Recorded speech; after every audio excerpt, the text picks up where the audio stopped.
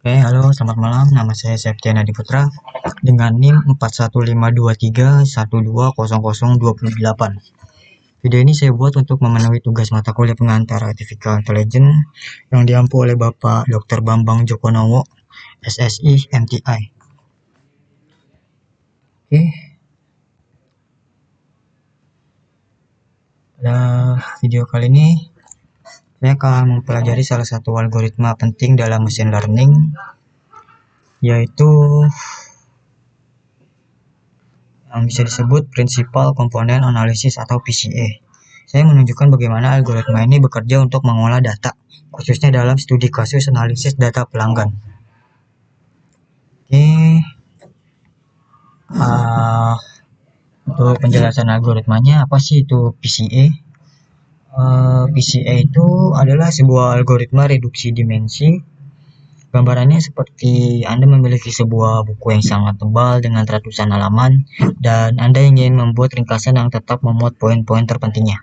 Nah, PCA bekerja seperti itu. Ia mengambil data yang memiliki banyak fitur atau dimensi dan meringkasnya menjadi fitur-fitur baru yang lebih sedikit, sambil tetap mempertahankan informasi penting-pentingnya.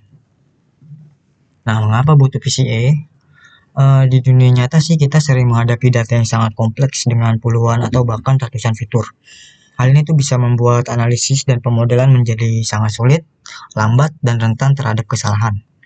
Nah, inilah mengapa PCA sangat berguna. Ia membantu kita menyederhanakan data agar lebih mudah dipahami dan divisualisasikan.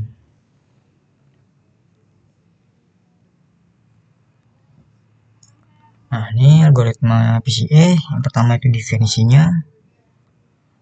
Adalah sebuah algoritma supervised learning, pembelajaran tanpa pengawasan, yang utamanya digunakan untuk reduksi dimensi, dimensionality reduction. Algoritma ini bertujuan untuk mengubah sekumpulan variabel yang mungkin berkolerasi menjadi sekumpulan variabel baru yang tidak berkolerasi satu sama lain, yang disebut komponen utama. Ini berikut tujuan utama dari PCA adalah itu menemukan cara paling efisien untuk mempresentasikan data dengan dimensi yang lebih rendah sambil tetap mempertahankan sebagian besar varian atau informasi yang ada pada data asli. Nah, ini dalam praktiknya PCA sering digunakan untuk visualisasi data, penyaringan di raw atau noise filtering, dan praproses data. Ya, ini berikut cara kerja sederhananya seperti standarisasi data, menghitung matriks kovariansi, menghitung faktor agent dan nilai agent, memilih komponen utama, dan proyeksi data. Ini berikut contoh penggunaannya seperti berikut ya. Oke, mungkin langsung kita ke studi kasusnya.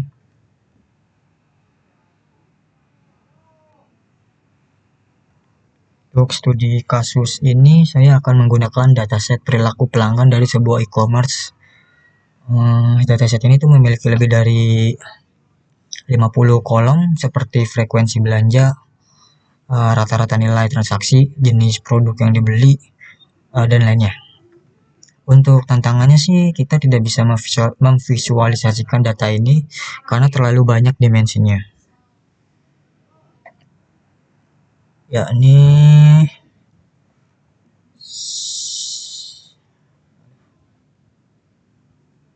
seperti tantangannya, seperti kutukan dimensi, visualisasi data.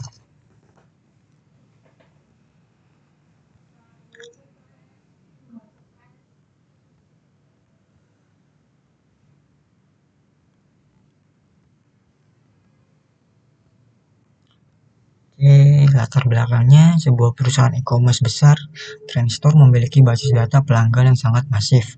Setiap entry pelanggan memiliki lebih dari 50 fitur kolom yang berbeda, mencakup perilaku belanja. Frekuensi pembelian ini transaksi rata-rata, jenis produk yang sering dibeli, atau pakaian, elektronik, perhiasan, dan lain-lain. Riwayat diskon yang digunakan ya. Terus untuk aktivitas online itu seperti durasi browse, jumlah produk yang dilihat, interaksi dengan iklan. Dan demografinya itu seperti usia, lokasi, dan status pekerjaan. Nah, tim pemasaran Trendstore ini ingin mengidentifikasi segmen pelanggan yang berbeda untuk membuat kampanye promosi yang lebih tepat sasaran. Mereka berencana menggunakan algoritma clustering atau pengelompokan, seperti algoritma Siemens untuk membagi pelanggan ke dalam beberapa kelompok.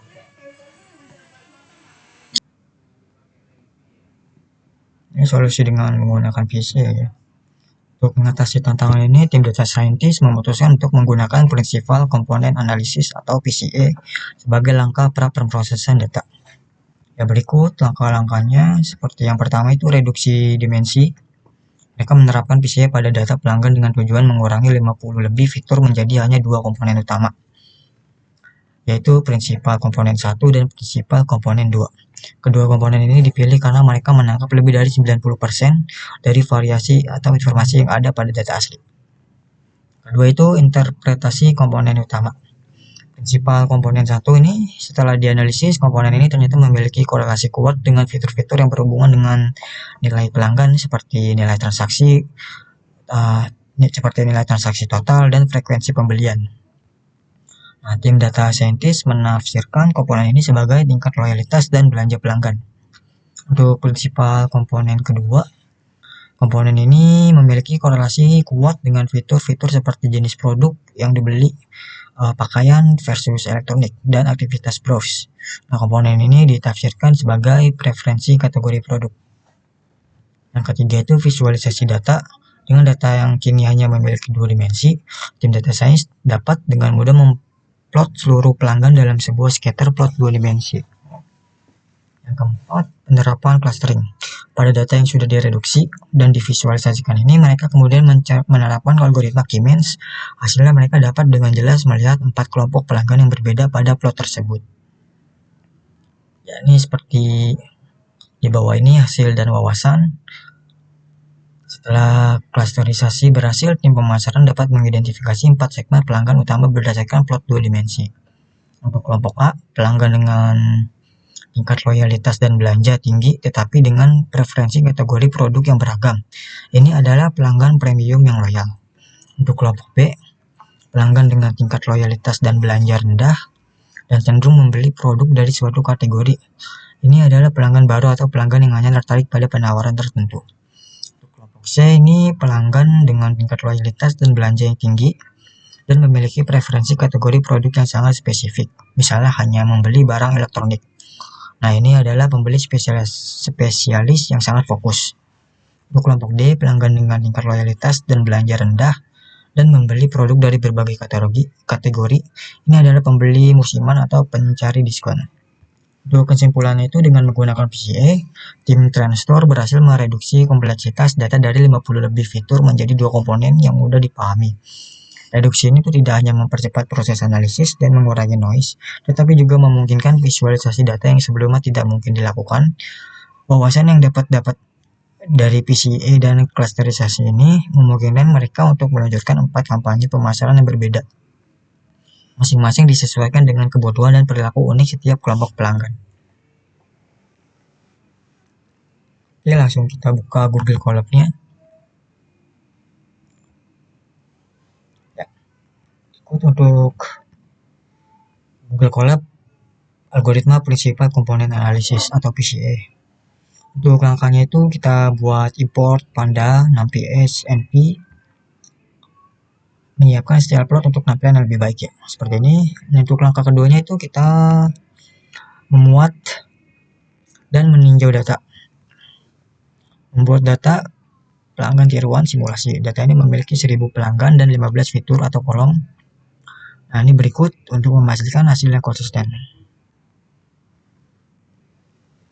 Ya, ini berikut contoh dimensi untuk DF-shape dan beberapa baris pertama data dengan DF-head.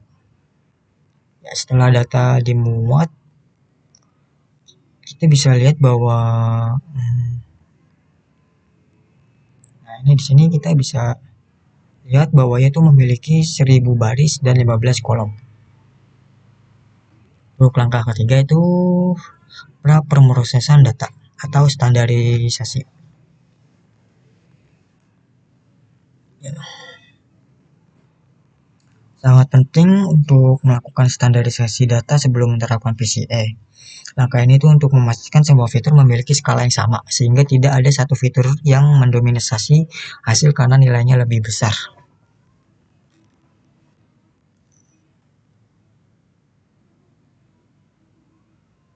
Ini berikut kode untuk menampilkan 5 baris pertama data yang sudah distandarisasi ya.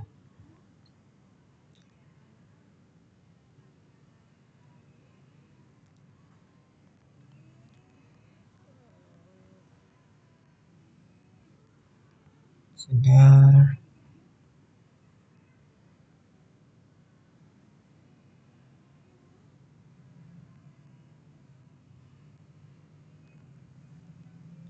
Untuk langkah keempatnya itu menerapkan algoritma PCA. Kita akan mereduksi data menjadi 2 komponen utama untuk visualisasi. Kita juga akan menunjukkan varian yang dijelaskan oleh setiap komponen. Ini inisialisasi model PCA dengan 2 komponen. Nah, disinilah algoritma PCA bekerja. Kita akan membuat instance PCA dan meminta algoritma untuk mereduksi data menjadi 2 komponen utama. Nah, mengapa 2? Agar kita bisa memvisualisasikan di plot 2 dimensi.